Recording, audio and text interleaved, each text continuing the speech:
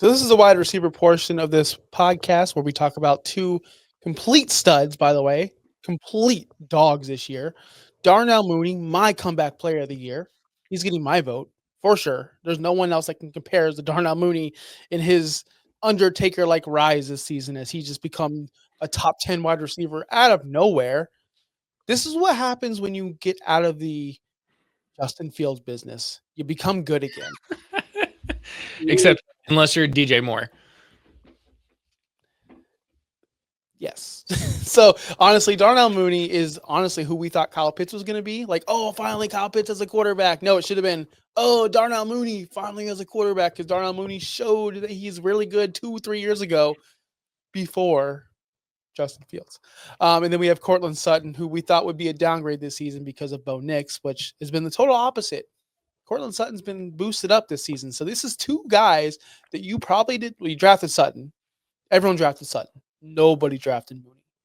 So, your turn to go first. I know I always give it to you first. Sutton or Mooney, who are we starting this week?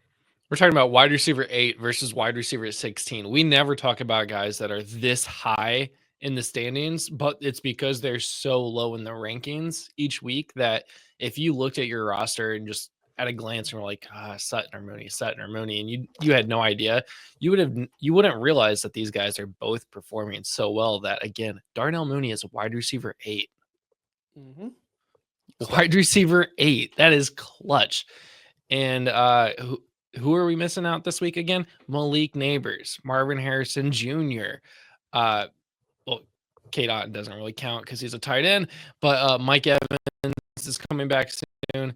You're not missing out on a ton of wide receivers this week, but there are quite a bit. I got one. Leggett is how actually I heard it. Whatever.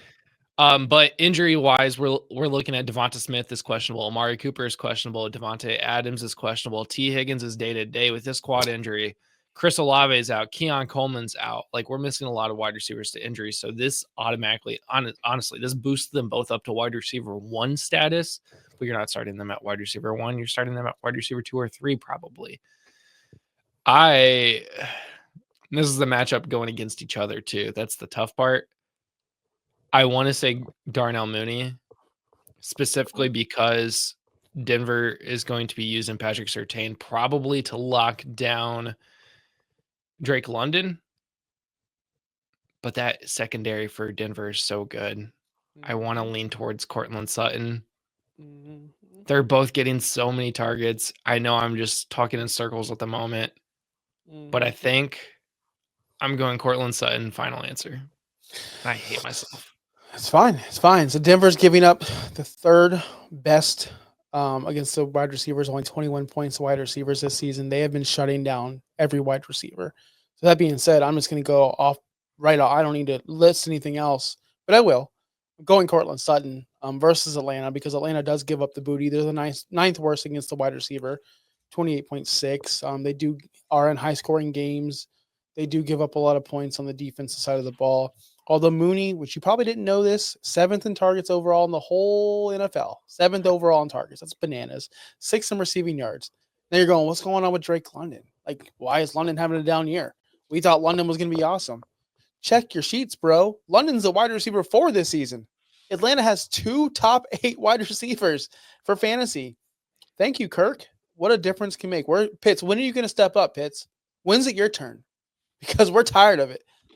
Anyway, Darnell Mooney's been awesome this year.